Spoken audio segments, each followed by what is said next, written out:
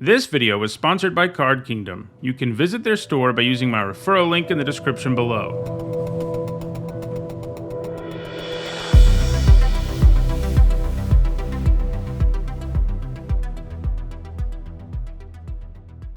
Okay, interesting pack here. I do think Monk class is pretty good. The second level actually affects the board, and then you get some pretty nice card advantage with the third level. The first level's okay, but not very good. Wizard class is pretty good as well. I don't think quite as good as Monk class.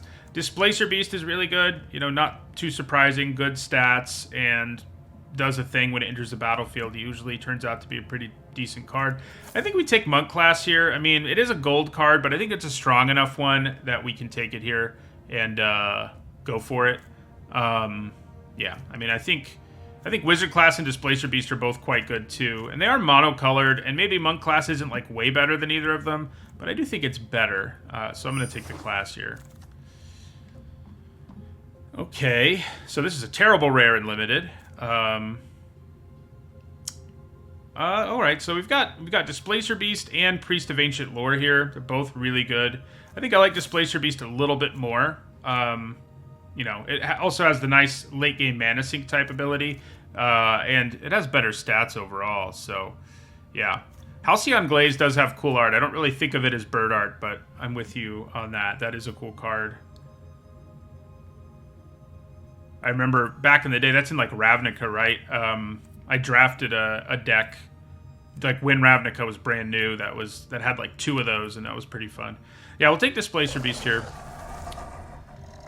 Okay, so Chaos Channeler and Dragon's Fire are both really good. I think we got to take the Fire. I mean, it's maybe the best common in the set. It's hard to pass here. I mean, yeah, Soul Knife, Spy, Planar Ally, these things are fine, but Dragon's Fire is great. So, we're going to take it. And maybe that hedges us out of like our Monk class plan, but that's not really... I'm not going to be broken up about that. And yeah, here we have a Goblin Morningstar. That's probably just what we take here. It's great equipment, and it's a 2-drop. So it's pretty awesome. So yeah, I think we take the Morningstar here. We could take like the Champion, which would fit into either a red-white or a blue-white deck, but I think the Morningstar is good enough that I just take it here. I'm not a big Blink Dog fan. I know some are, but I don't really get it. I mean, yeah, put equipment on it and it's scary, but that's true of like lots of creatures that don't cost way more than they should. So yeah, I think we take Charmed Sleep here. It isn't incredible, but it is a removal spell, and it's an okay one. Guild Thief's all right, but yeah, I think we take the Charmed Sleep. Okay, so this is interesting. So Improvised Weaponry is fine in any deck, but it's a little better in slower decks. Hobgoblin Captain is great in aggro decks, as is, both of these 2-drops too.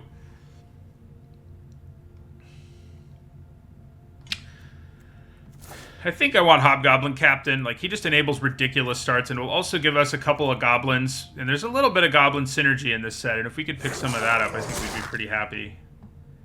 Okay, so critical hit's bad. Faraday, we're kind of a blue-red deck, but I just, I don't have any... Well, I have 1 coin flip card, so I'm not, like, super pumped about taking Faraday here. It's been kind of a disappointment. Like, I imagined it would be better than it is, but it's just weak enough when it comes down that it just seems to not be a good body, and it dies to lots of things. It's not terrible. If you have a bunch of D20 stuff, obviously you play it and it's going to be good, but it just hasn't impressed me that much. I think I'm going to take the Conjurer here. Okay, so a bunch of stuff here I don't really want. Neither does anyone else, I guess. Inspiring Bard is probably the best card in this pack. Half-Elf Monk's up there, too. I'll take the Monk. Okay, I like Scion of Stygia. That is another D20 card. I like it more than Clever Conjurer, so I think we take the Scion here. Might be blue-red, I guess. Minion of the Mighty. It is a rare, and I'm not going to play any of these other cards, so because of gems, I may take it here. So, yeah, sure. Alright, we'll take the Fixing here. That's a pretty nice value pick late to pick up a random Fixing thing. And we could potentially splash Monk class. We need more Fixing than just Temple of the Dragon Queen, but we could do it. Yeah, we'll take the Boots. It's a nice little piece of equipment. I mean, It's not amazing if you're not a deck that interested in equipment, but it's pretty good. All right, I will take Blink Dog here. I will take it here. Okay, well, well then. So Ebon Death is one of the biggest bombs in the format, and so good and so impactful that giving up on what we're doing so far isn't crazy. You know, it might sound crazy, but it's not. I mean, Ebon Death will just win the game. I don't know. I don't know what the 17 lands data says, but I would guess if the player plays Ebon Death, they probably win the game like 75% of the time, which is crazy. So, you know, it just doesn't stay dead. It's huge. It attacks hard in the air. So, yeah, we take Ebon Death here for sure. And try to go into black here. If black is completely not open, we won't do it, but, you know, it probably won't be. Oh, my God. How fun would that have been, huh? 2 monk classes? That is tempting. That is tempting. If we had more white in that first pack, like if we were straight up blue-white and had like a really good blue-white first pack, I probably would take Monk Class and throw Ebon Death away, but we didn't really have a good blue-white pack. You know, that's not what we did in our first pack. That's just, yeah. So Lightfoot Rogue is a good 2-drop. I like Shambling Ghast a reasonable amount too. It also helps us splash potentially. But I like the Rogue a little more. It's been better than I expected just because this format's all about 2-drops. And it is one, you know, so. I don't know, you know, Fate's Reversal's an okay black card. Blue Dragon has been kind of disappointing overall. Our red cards are probably better than our blue cards, but it's close. And I think I like the Windseer more than I like Faraday's Fireball overall. So yeah, I think I take Windseer here. Just great stats, and Scry is pretty good. Okay. There's an Eccentric Apprentice here who I like a fair bit. Decent red cards here, but not amazing ones. Priest of Ancient Lore is nice. Owlbear is too, but we take the Apprentice. Feels like we might be blue-black. And we can splash. I mean, we have enough fixing that splashing like a couple of red removal spells might be doable. We'll see where we end up, though. So, speaking of red removal spells, do I want to take one here? You Come to a River is fine. Burning Hands is definitely better and the best card in this pack.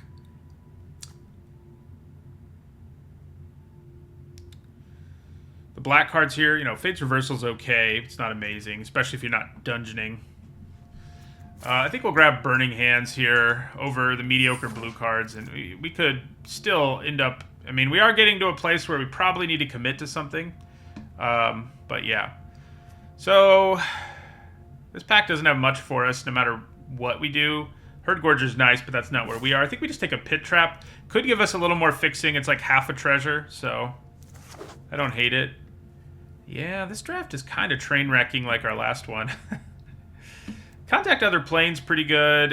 We need 2-drops, though. I really need to figure out what our primary, secondary color is, though, like ASAP, because we're starting to run into some problems. But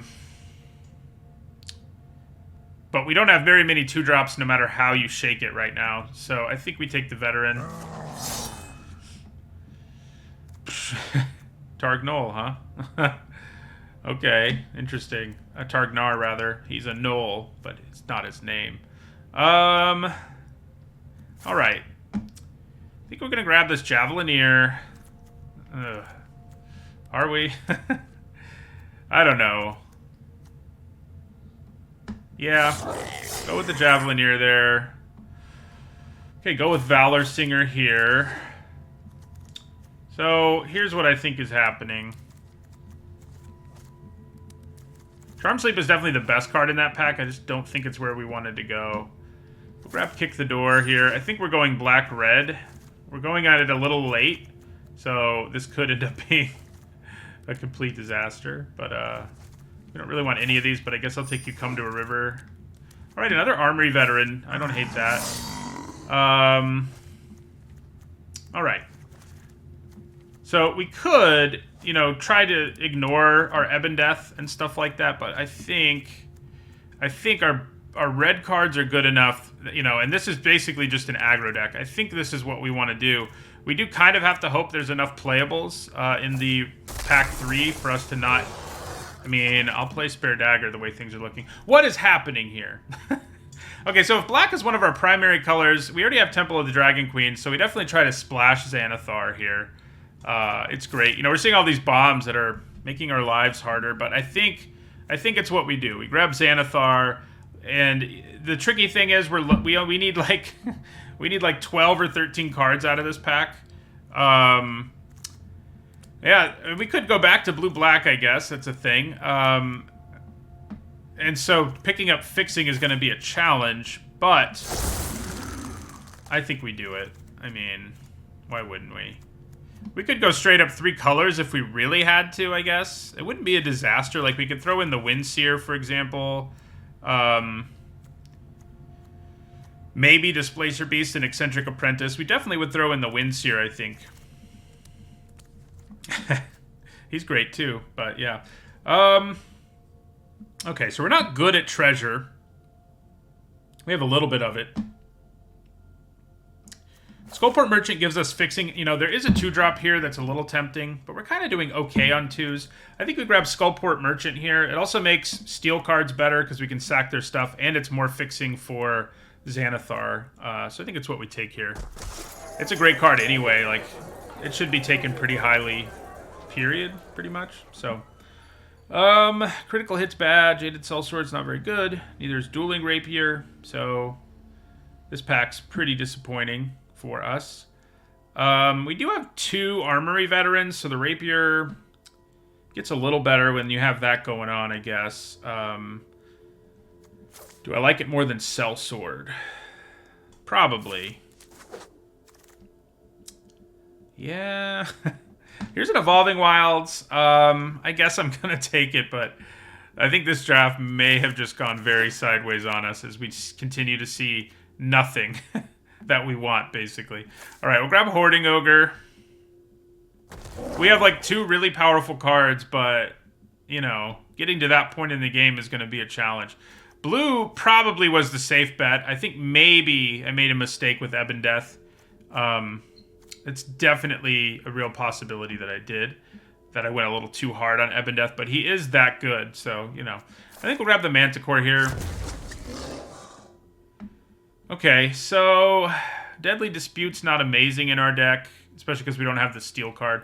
We probably just grab Brazen Dwarf. We have enough fixing. I don't really think we need Unexpected Downfall anymore. We have Treasure and 2 of those, so I don't think we want the Windfall. I think we just take a 2-drop there. Dwarfhold Champion would have been nice.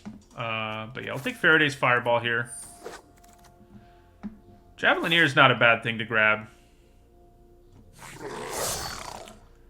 Neither is Swarming Goblin. So we did get there on playables. It's not a complete disaster. But...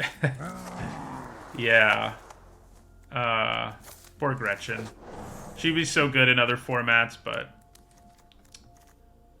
So we did get there, just barely. We have 23 playables if we leave everything in this pile in our deck, and I think we might have to.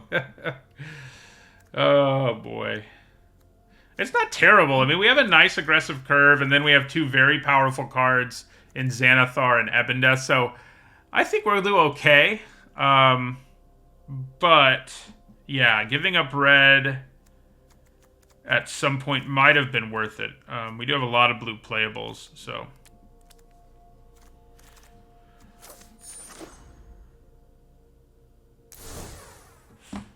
Yeah, exactly 40. We did it. I don't think we need to run more than 1 island. So we won't. And then we'll add... I think that gives us like 10 red sources effectively. We don't have a lot of black cards, but we do have a double black card, and it's an important card for our deck.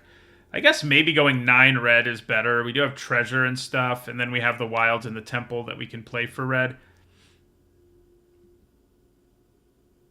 I mean, if we go with red here, it's going to be a lot easier for us to, like, do things in the early game. We'll have our red mana almost always, so, yeah. What a weird draft. We saw a double monk class too, which was, yeah. I think this deck actually looks like it could get there. I mean, it doesn't hurt having huge bombs like Ebon Death and Xanathar, and we have a pretty nice aggressive curve. We have some equipment to put on our guys, though it's not amazing, but we do have it. So yeah, it seems all right. It seems all right. Got lots of removal. Well, maybe not lots, but we have removal. Xanathar is ugly. You mean I shouldn't play it? I think our mana can support it just fine. Okay. Pretty good hand. I mean, play Javelineer early and attack a bunch and kill some things. And then play Ebon Death later.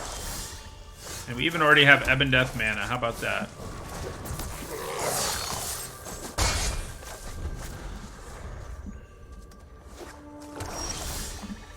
Okay, well, I'm not gonna get to punish them here at all. Oh yeah, the art is scary. I'm with you there. So the good news is we don't get to like punish them, but if they don't play, oh man, they don't play a thing for me to kill. Okay, well, I guess that's all right if they haven't added to the board yet. I wish I could have punished them for it a little more, but we're about to play Ebon Death, and we're gonna be pretty happy once we do. So. What is our opponent doing? I'm concerned. I'm a little scared because they haven't done anything. So we're just going to leave our mana up and plan on flashing in Ebon Death at the end of their turn. Aha! So they just kept a hand because they had Skeletal Swarming, basically. Is that what you're telling me?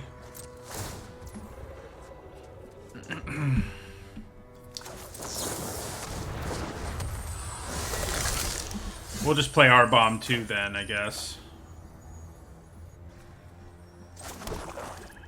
Smash for 7. Leave our mana up. And, you know, in case they kill Ebon Death for one thing. And, yeah. Ooh, he's annoying, but I can kill him with Burning Hands, so I'm not too alarmed. They'll attack us here with their 1/1. I think I'm going to wait until my turn to kill it with Burning Hands because I don't want them to get a skeleton, extra skeleton here. Oh, I can wait until now. So let that happen, and then we'll Burning Hands.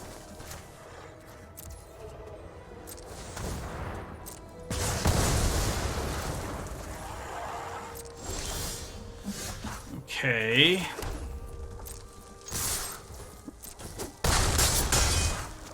All right. So I can actually do 5 with Dragon's Fire right now. Didn't think about that. So that's cool. Okay, well, you're still gonna die, so. Oh, I have to have something else die, but I can make that happen with my Skullport Merchant if I want to.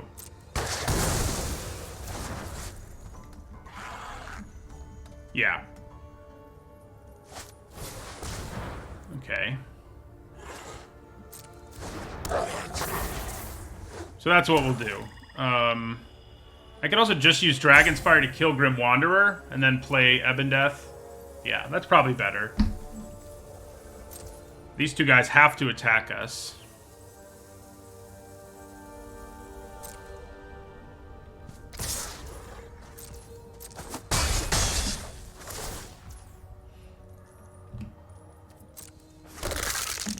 Alright, so we go Dragon's Fire.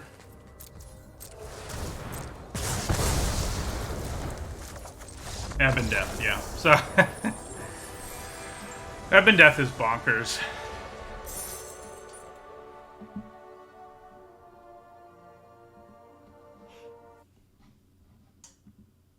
Yep, back to mornings, Maximus.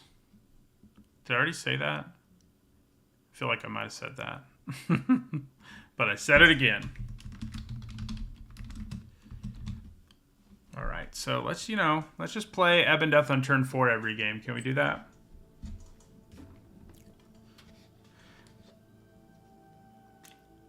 I've had Ebon Death twice now, which is pretty sweet. I've had Old Gnawbone once. I haven't had any of the other dragons yet.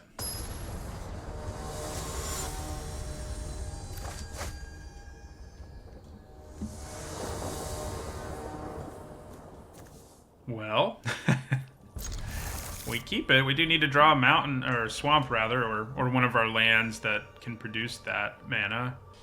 But yeah, 2 early Javelineers, if our opponent stumbles, can be pretty potent.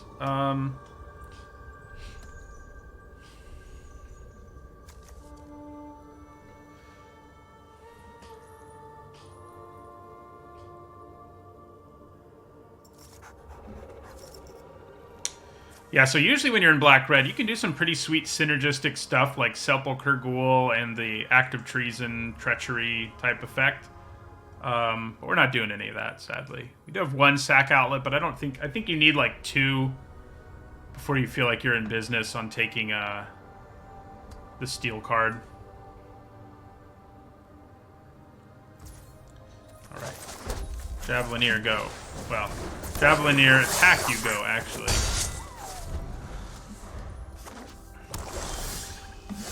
Okay. We probably play the Morning Star now rather than the Javelineer. Do we? Yeah, maybe not, actually.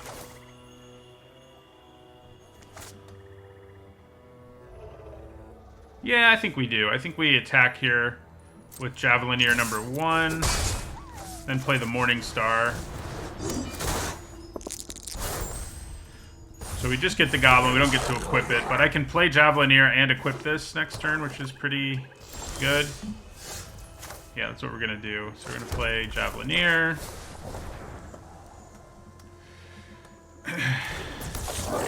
And then we can play Ebon Death next turn, so that works for me. Where do I want to put this? I guess on the token, because it's the least good, so if they want to like use removal here, yeah. I think we do it. I mean, moving it to a Javelineer is better in the long run, but I had a feeling they had a kill spell there, and I'd rather hold on to the Javelineers, so...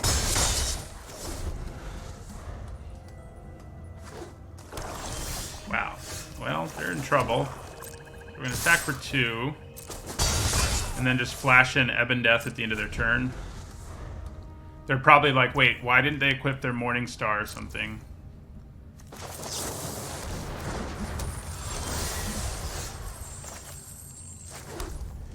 Okay, so...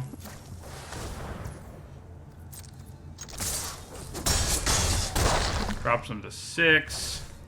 Also play this Armory Veteran. We'll hold on to our dagger. Actually, this does damage to any target. That's interesting. Alright, you know, let's play Ebon Death on turn 4 every game, like I said.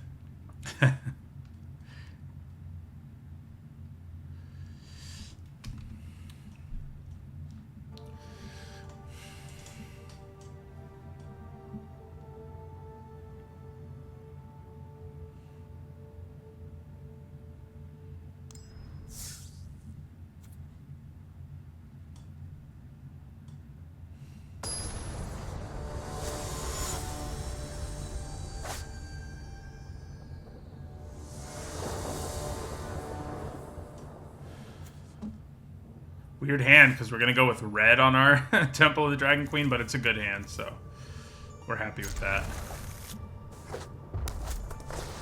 Uh-oh.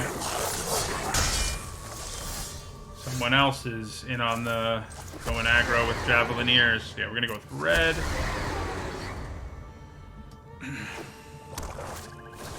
Okay, so far their deck looks kind of like ours. Unfortunately, we're the ones who had a slower start. Hobgoblin Captain isn't that amazing here, but I guess it can trade with Armory Veteran if nothing else. Skullport Merchant seems like it'll be pretty good. Oh yeah, they're gonna go for, yeah, so I can't block at all here, basically.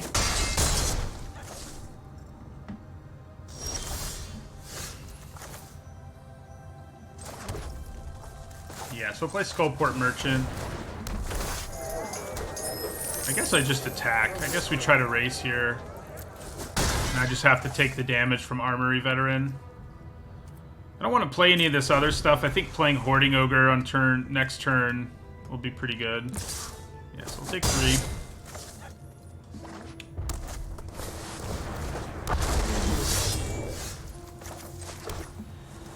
Yeah, so Yeah, where is Ebon Death? What happened there?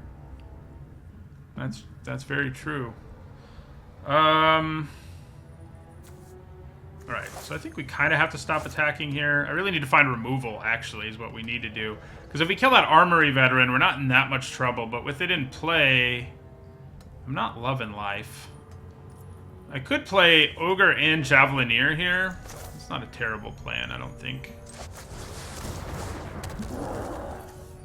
The other body, I think, is going to be worth it.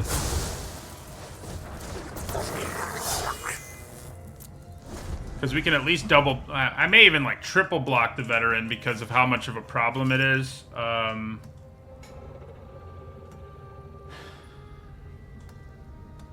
But we might get completely blown out if that's what we decide to do, so... Yeah.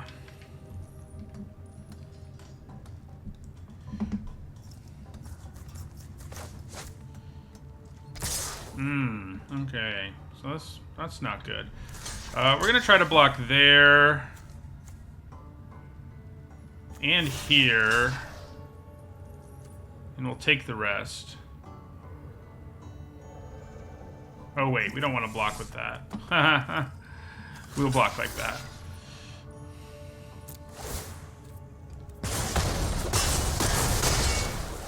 Okay, that wasn't completely disastrous. Surely they have a play here that's going to get me. It doesn't feel like it got me.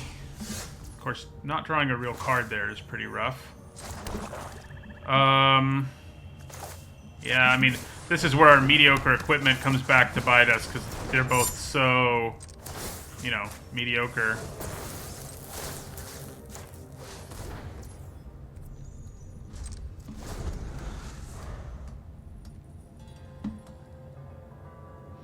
Yeah, I mean, we needed to draw something real there. We still have our removal, all of it's still in our deck, so... God, maybe I just take this hit, huh? Seems like they could probably blow me out if I don't. Although they'd have to kill both creatures. I think we do it.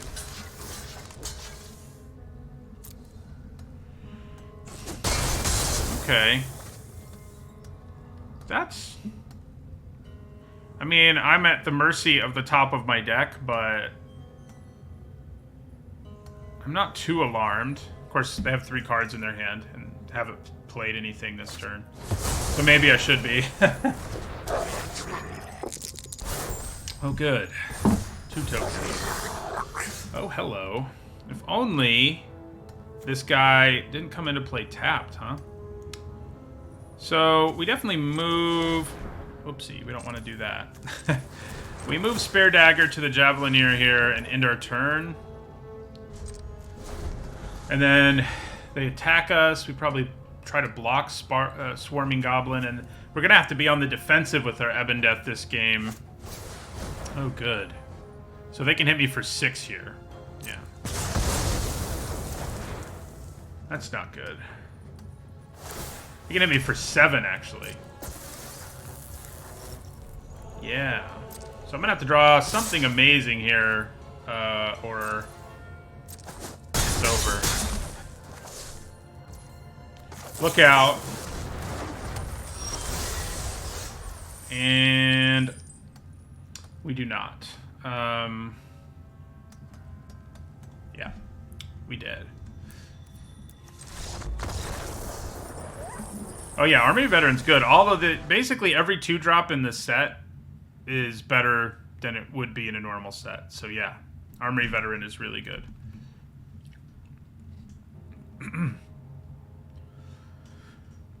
I mean, really good's pushing it, but it's in a slightly above average common, I would say.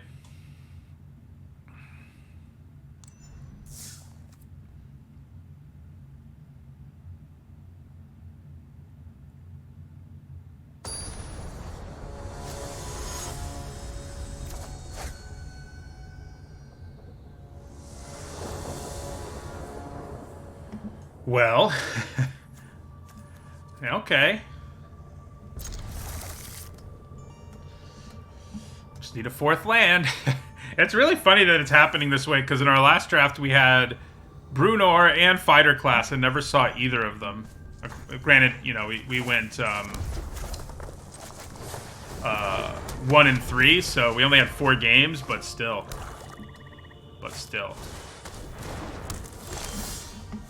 Alright, so next turn... next turn, probably what we're going to do is play... equip the Armory Veteran and play Kick in the Door. Yeah, that looks like what our plan is. They may bounce our creature or something. I guess I'll equip the Veteran first, just in case that's their plan. Because maybe I can draw it out on the equip.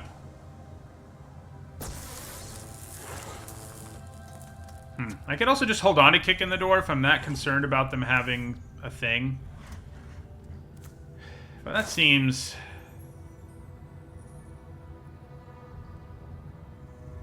that seems silly. We're just going to do it.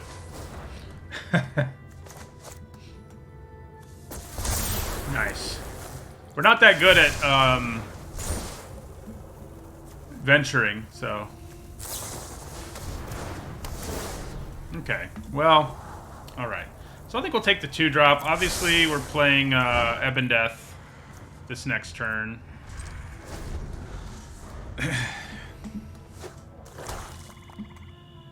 So 50 feet of rope is going to be a little annoying with our Ebon Death. So we're going to have to, like, hope. Yeah, I mean, they probably left up bar the gate there. Bar the door. And that's what they're continuing to leave up, which is really frustrating. Okay. I see how it is. So we have to play around that.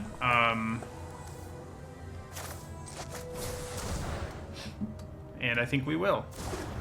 So let's move these boots.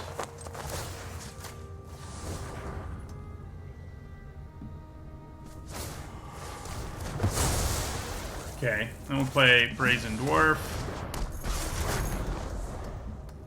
Oh yeah, blue. I'm splashing Xanathar with blue, that is correct. Alright, we got him to tap out, finally. So given... the fact that they have that counter spell, I kind of need to play Ebon Death now, and then they'll probably spend their turn tapping him down, but I think I'm okay with that.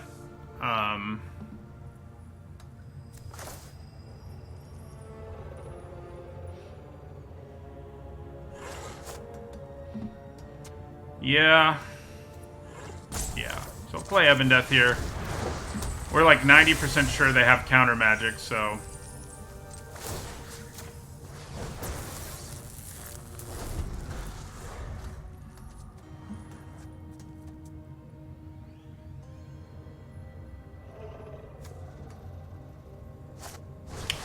yeah, that's not good. We do have, what, one way to get rid of that and get our Ebon Death back. But yeah, Charmed Sleep is Ebon Death's kryptonite, that's for sure. So... yeah, we're in a lot of trouble here now. I mean, we don't have anything, basically. The Rapier doesn't do enough here. I think the boots are fine. They're definitely better in an equipment deck. We have an equipment sub-theme because we have 2 Armory Veterans, but we were short on playables, basically. And we ended up where we did with some of the cards in our deck because we switched what we were doing late. That's why we have, like, Brazen Dwarf, which also is not particularly good. So what happens if I put... I actually can kill the Shortcut Seeker. I can kill the Shortcut Seeker if I equip Dueling Rapier to my Javelineer, and I guess that's what we're going to try to do here.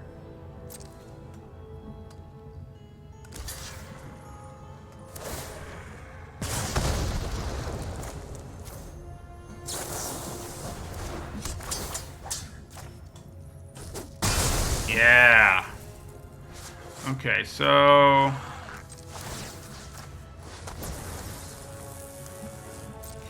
could have... yeah.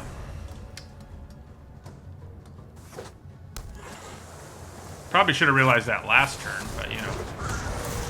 Air Cult Elemental. Yeah, I mean, our opponent's playing a pretty slow deck in a format. Ooh, thank God for Skullport Merchant, huh?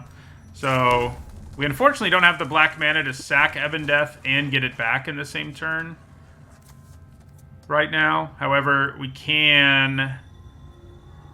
Yeah. We got some stuff, though. So let's play Skullport Merchant here. Oh, wait. We do have enough. If I hadn't tapped... Oh, no, I had to tap that. So we have 1, 2, 3, 4, 5. I have to wait one more turn, basically. And then we'll be there. Yeah. So we'll sack Ebon Death at the end of their turn. We don't want to tap our mana like that. Thanks, though. Play this Dwarf. And yeah, pass the turn. We'll sack Ebon Death at the end of their turn, and then maybe on our turn we'll sack Armory Veteran? I don't know. I should have just played Ebon Death when they could counter it earlier.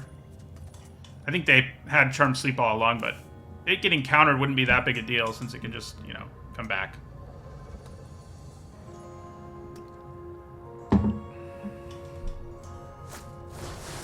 Okay, so yeah, in response to that, we'll sack Ebon Death. So this is going to make our lives a little harder, but not like crazy harder, you know.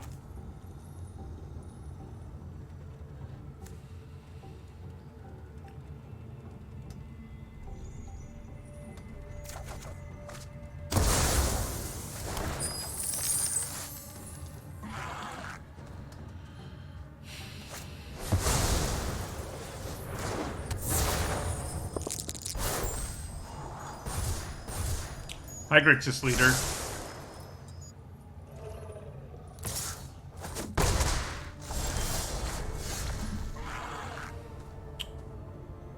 Well, okay.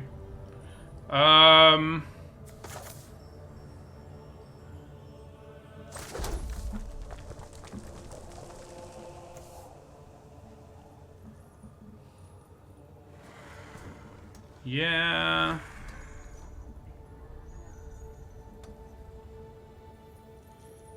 So, I kind of think we give up Brazen Dwarf here, or try to give up Brazen Dwarf here,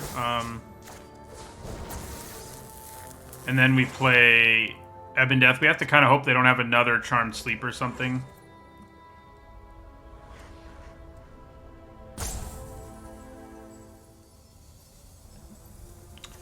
I guess I can also play Spare Dagger here and equip it and still have mana up for Ebon Death.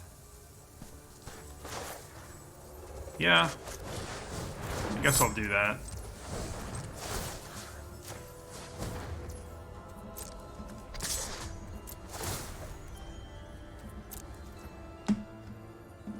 Interesting. Yeah, do it. Do it. Do it. Damn. They almost did it. And then they decided not to. We'll leave our mana up. I mean, we could, like, equip our Rapier or something, but I think maybe they just use the 50 feet of rope here to keep our Dwarf tapped down and attack us for 5. Or they'll do that. Yeah, I mean, they're just gonna... I think they're gonna get us. We have some outs, I guess, but killing our Skullport Merchant was really bad news. Alright, you're kind of too expensive to allow me to do what I really want to do, but you do let me kill Genie Windseer. So I think we just do it. If we were like 1 mana away, maybe I'd do it differently, but we're not. So we're just going to do it now. Drops us to 11 and then to 15. Actually, 14, because Brazen Dwarf. Yeah, I mean, this is a grindy deck that's definitely going to get there on us. You know, they did enough early. We played a pretty scary early Armory Veteran that, on its own, if they didn't have an answer of some kind, could have just won us the game. But they had an answer. So, since then, we've sort of been stumbling around trying to find something to do. And then they've had an answer for Ebon Death. things like that, you know, hasn't gone well for us. I think they're gonna get us here. Wouldn't hate them using up their Grim Bounty for no reason, you know?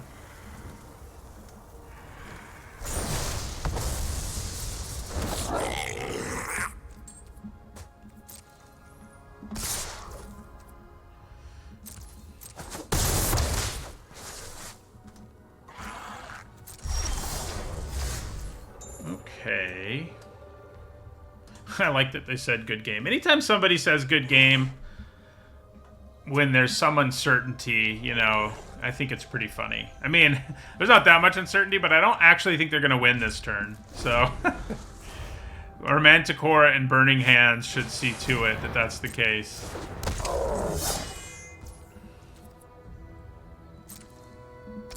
I mean, we've basically lost, to be honest, but, you know. So I think we probably cast Burning Hands on Air Cult Elemental, then play the Manticore to kill the Elemental, and then block the Goblin, maybe? Oh, wait, I can actually... no, that won't work. I could use Burning Hands to kill the 1/1 and then play Ebon Death, but that won't do what we wanted to do. Alright, so let's play Burning Hands here. They could have counter magic in their hand. Yeah, they could have Bar the Gate, in which case they're right, it is good game. And we kind of think they do, because we thought they had it early. Well, maybe not. So we kill that. And, you know, God, maybe I just go to 1. We'll just go to 1. That probably gives us our best chance. Oh, it's 4. Math. I was dead anyway, but, you know. There was basically no chance of coming back. But that was a pretty dumb mistake. Well, we won our first 2. And then we lost our next 2.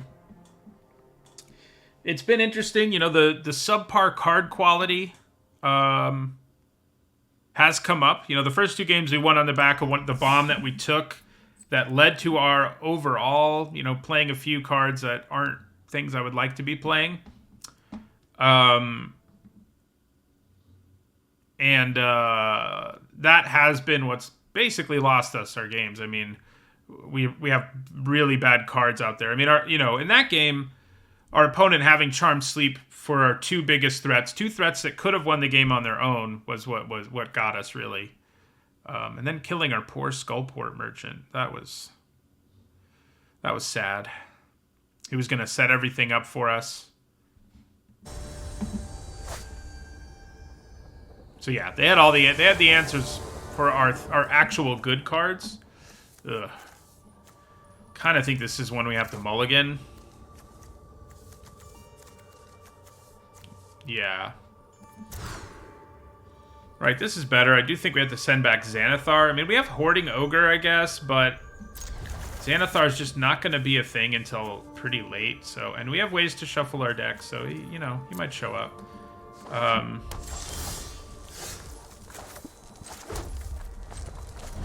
Yeah, our first 2 decks of the day have not been amazing ones.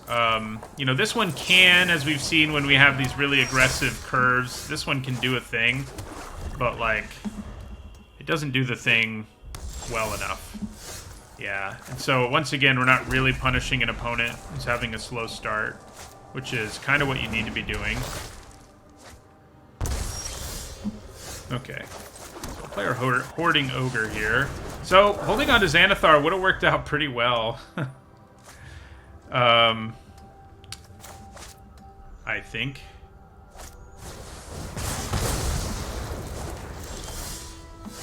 Okay, so I think we probably just go Valor Singer, Boots of Speed, equip Boots of Speed. Yeah. That's some nice damage.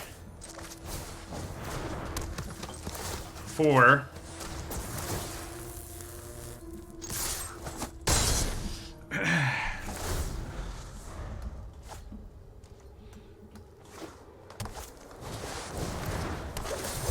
Alright. So I can Burning Hands that out of the way, or I can use Spiked Pit Trap. Using the pit trap might just be better. I guess. I mean, I have 2 different sources of 5 damage, and this can do 6. I mean, they're going to play some bigger green creatures that I'm probably going to want to use Burning Hands on, so...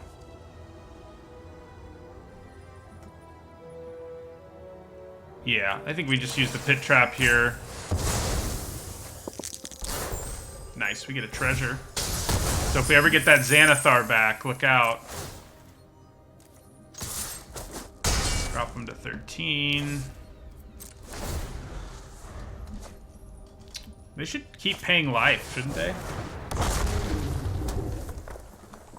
Alright, so they are going to get a venture here. Then I can kill this thing. And I think we do it with Burning Hands.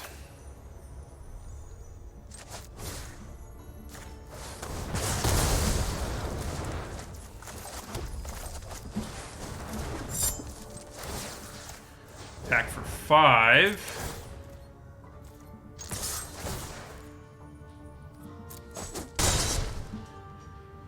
Drops them to 8. So our Fireball, let's hope they play not Hill Giant Herd Gorger. If they do, we're in trouble. Because we use that Burning Hands. May make me wish I'd used the Fireball on the Troubadour. Okay. That is, in fact, not what I was worried about. Uh-oh, fight spell. Yeah, okay. Alright, well now we have to find another creature.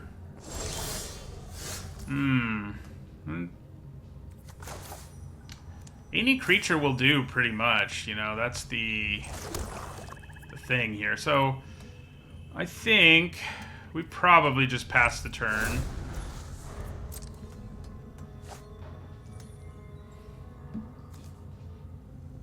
That was dumb of me, because they can double this thing, and, yeah. So we're in a lot of trouble here, I think. Which I've been saying a lot today. So, which of these... I guess killing Targnar is going to be more important. Yeah. Interesting. What do they think I have that they don't want to attack at all? Flash? Manticore? I don't know.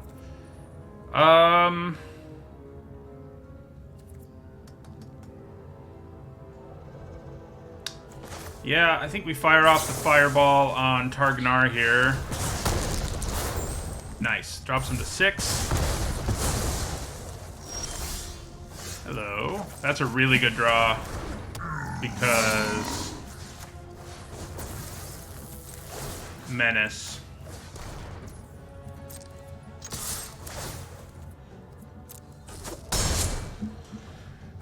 Okay.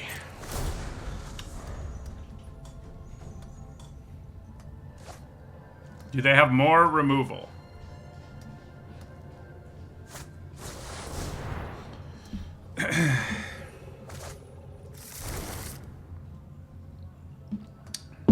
No, but they can play another creature who can block here.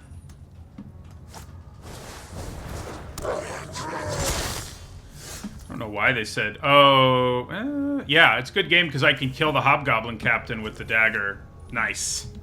I don't know if I would have noticed that if our opponent hadn't said good game.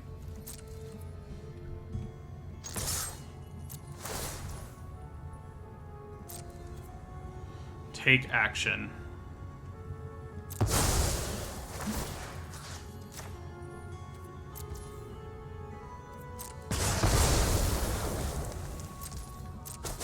Oh yeah.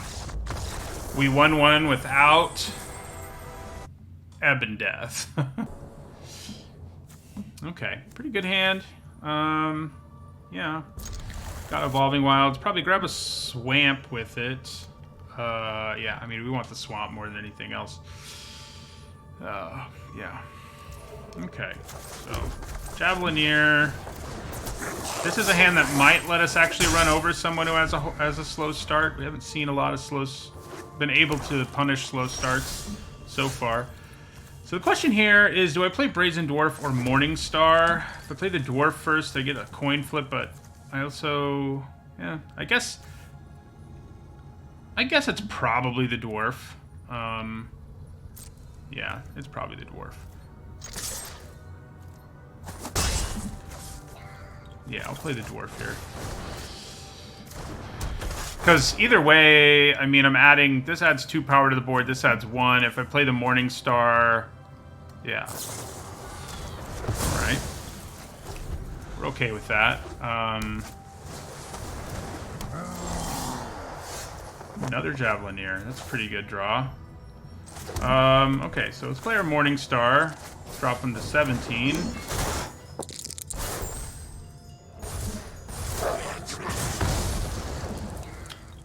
Then let's play our Javelineer.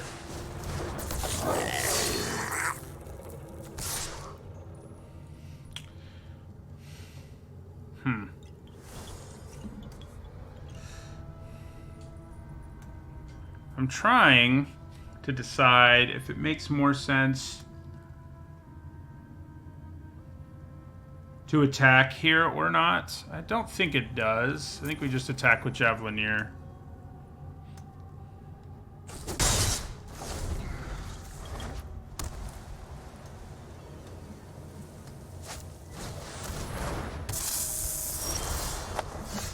Okay.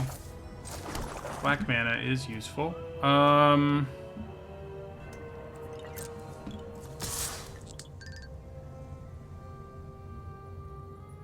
Yeah, I think we just attack with the Javelineer again. And then play Hoarding Ogre. So now we'll get blue with Evolving Wilds, although we do need Ebon Death mana at some point.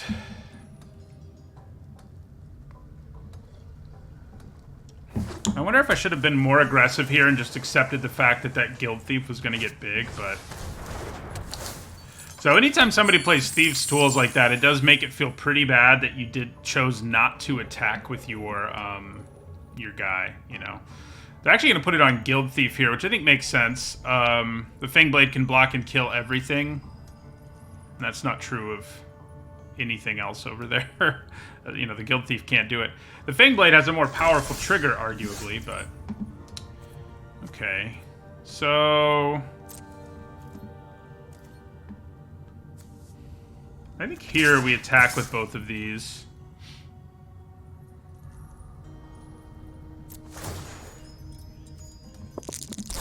Nice. 2 treasures, good. That means we can play Swarming Goblin in our second main phase. Is this Brazen Dwarf going to do some work in this game? It kind of feels like it is.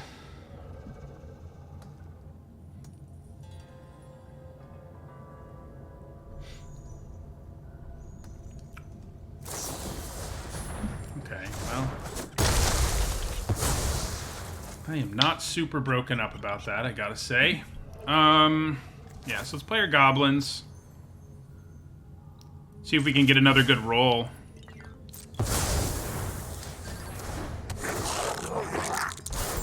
Two is good. Also play this Wilds. I think we'll use it to grab blue. We have double black if we need it with our treasure, so...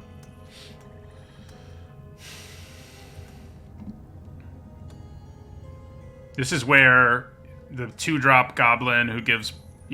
pumps mana and gives +1/+0 to all your Goblins in haste. That would be pretty sweet here.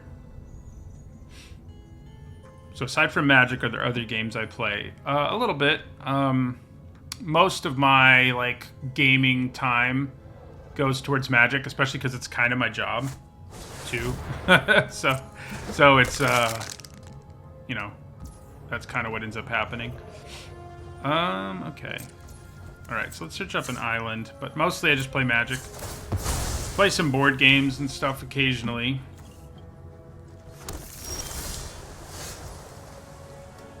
Okay, so...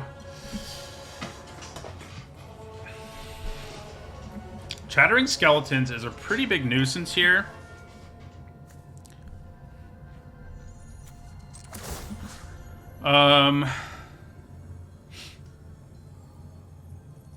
I think I'm gonna put the Morning Star on the Javelineer here. And attack with both of these. Yeah, I don't think any other attacks are worth it. Yeah, I was gonna say, I'm sure they kill our big guy here and go to 11.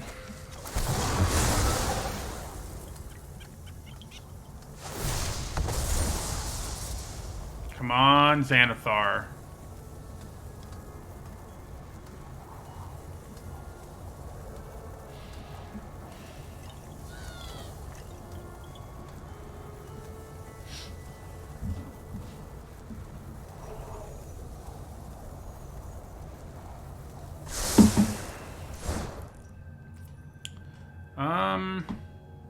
Is it worth moving the Morning Star? Not really.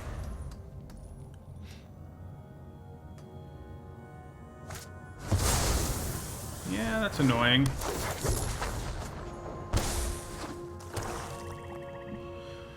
You think they're gonna start going at me with that thief? Wow. That's aggressive. But it does get big in a hurry, and we keep drawing lands, so guess it makes sense. Okay, so we're gonna do that. Swing with both of those.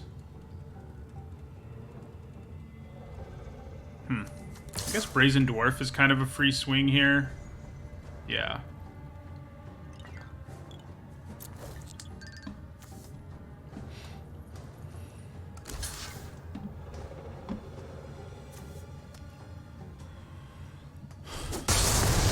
Drop him to 8. Yeah, we really need to draw some more real cards here, or we're gonna run. I mean, we basically have run out of gas, so we need to find something real, or they're gonna stabilize.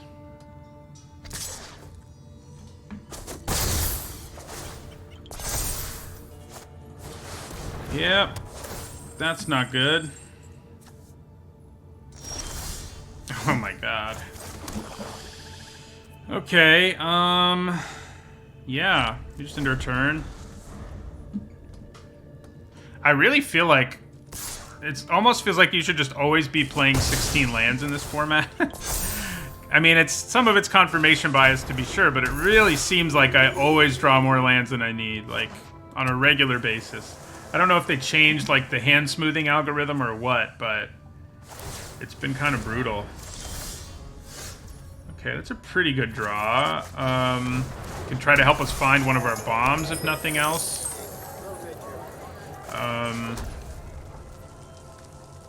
Yeah. We can sack 2 treasures at the end of their turn here. Try to find either Ebondeath or Xanathar. Probably needs to be Ebondeath.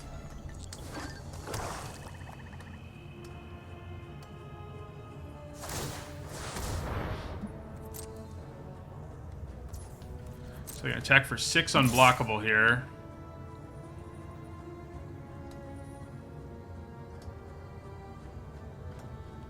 Or maybe just 4 total.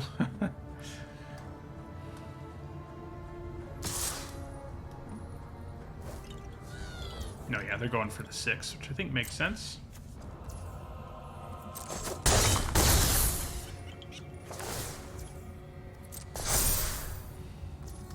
Alright, so I'm actually going to sack... Yeah, we'll sack 1 treasure. Maybe we draw Ebondeath off of that. Of course, we didn't have a creature die, I guess. Oh no, I can cast him, even if the creature hasn't died, so... Come on, Ebondeath. Alright, no, that's not Ebondeath. And then we're going to sack another treasure. So we have enough mana without the treasure, and holding onto the bodies is probably a little more useful. Oh my god. Okay. Alright. Well, okay. So I can attack for 2, 3, 4, 5, and this will do 1 additional damage. They can swing back at me for 7, but I think we go for kill Baleful Beholder, attack here. I think that's our best plan.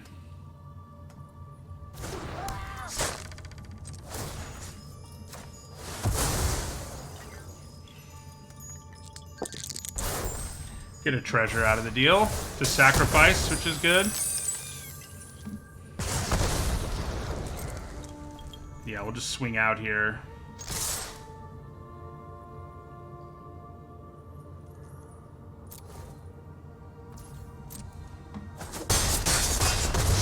Well, this is going to go down to the wire now.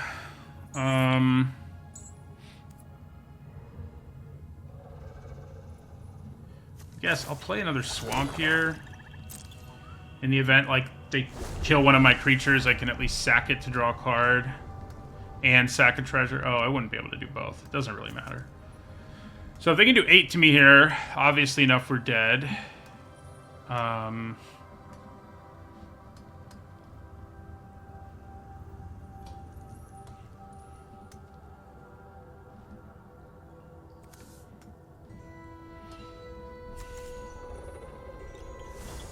Yeah, it does seem like Mana Screw happens a lot less, and Mana Flood happens more. But again, I don't actually have data to back that up. It's probably just confirmation bias.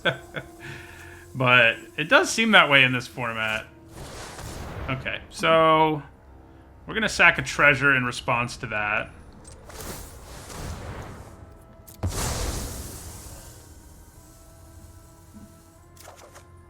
Ooh, that might let us sneak in lethal. See what else they got here. Okay, well that's going to be too slow. That will, in fact, let us sneak in lethal. We're going to do it.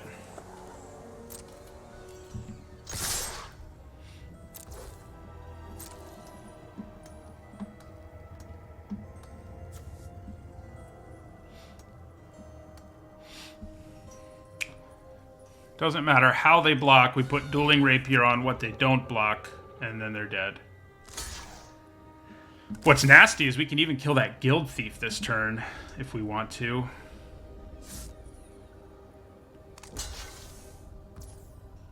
Okay, so yeah, play Dueling Rapier.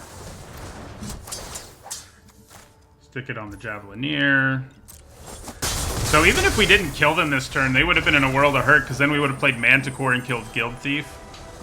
Our Skullport Merchant definitely bailed us out there. The extra cards it drew were what allowed us to get this 4th wind.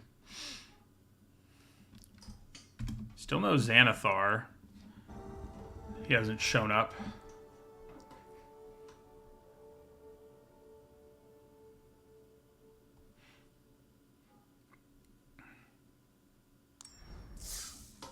Yeah, we were in bad shape there, but drawing the Merchant when we did and the extra cards when we did ended up being big.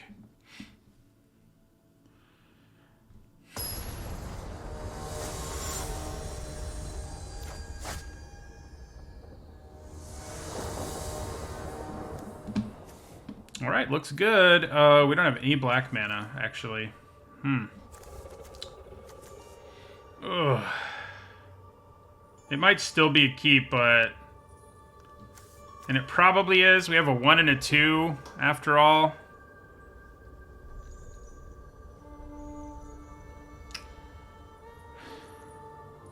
I think we keep it, but it is not awesome. We're going to play a 1 and a 2. Oh yeah, Skullport's a great card in general. Oh no. That is not good. Haven't had to see that card as much lately. It's the first time we've seen it today. I felt like I was seeing it all the time earlier in the format. Oh, Krydle.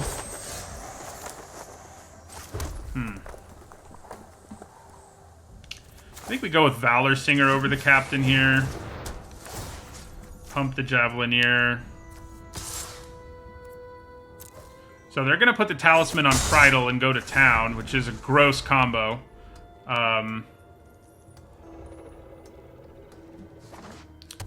That's what's about to happen. Oh, maybe not. Maybe they'll wait a turn. Okay, we got 1 swamp. We did it. So with Manticore in our hand, we actually can set some stuff up with our Javelineer. That's pretty good. So I think we go to combat here. We're actually going to pump the Valor Singer. And then attack with both of these. If we can get a block, and we do, then we flash in Manticore to kill that thing.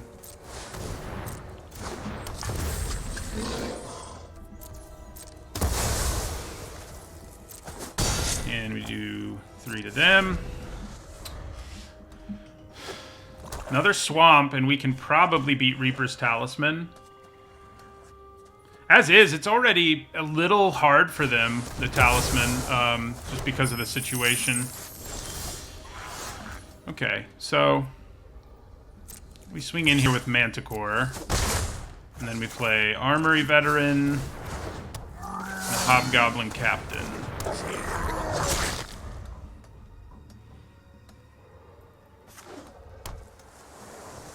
They have a lot of mana and a Reaper's Talisman. What do they bounce? I mean, you don't want to bounce Manticore, I know that much. Yeah. Okay, so things are about to get not so good for us. So player captain again, and our Lightfoot Rogue.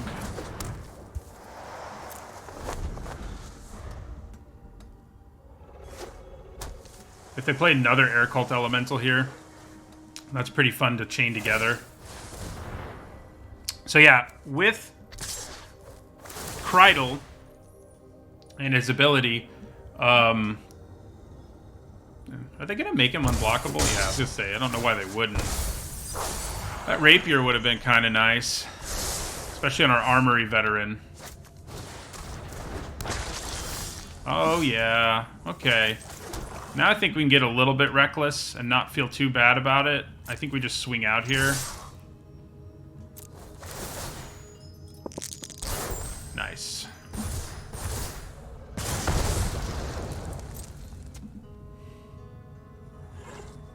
So the Shambling Gas can get a 2-for-1, which isn't great for us. But we're going to do a bunch of damage.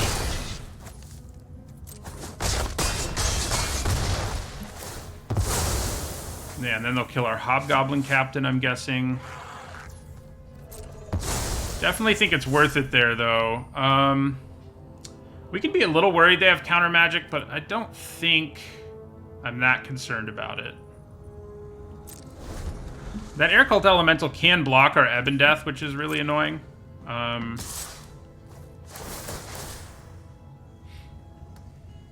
They don't have to make it unblockable this turn, so I don't think they will. Yeah. I mean, it's hard to race Krydle plus Reaper's Talisman. Those boots would have been nice, because, you know, menace. Alright, so let's try. Do they have the counter magic? The back-breaking counter magic that means I should have played it on my turn. Okay. Doesn't look like they do. Ugh. Okay. Well.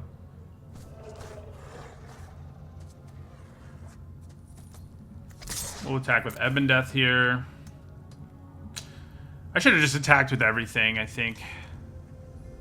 At least our Brazen Dwarf is a free attack, basically. Yeah. Okay, so I think we probably lose now. I mean, we don't have a way to make a creature die.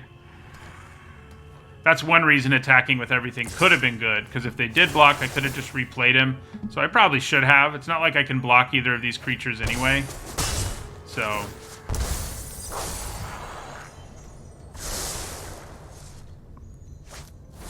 hi, Jay Schaefer. Glad you enjoy the content. Yeah, that pretty much does it.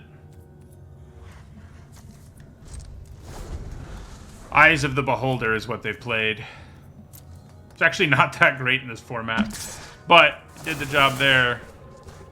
God, I guess I should have just attacked again. I mean, there's very little chance we're coming back from this, so I'm not thinking about these things, but I should have attacked both times. I had the chance the last couple turns. I should have done it. I can kill Krydle now. I guess that's a thing.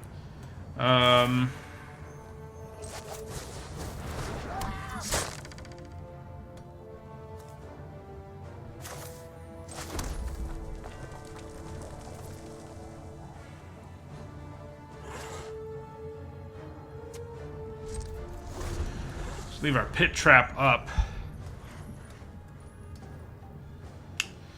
So, you know, we had 2 opponents manage to beat Ebb and Death. We also had 2 opponents who quickly buckled to Ebb and Death, so... So maybe it's only 50% of the time you win? No. It's got to be higher than that with Ebb and Death. And if I played this one a little more intelligently, I don't think we'd be in as much trouble.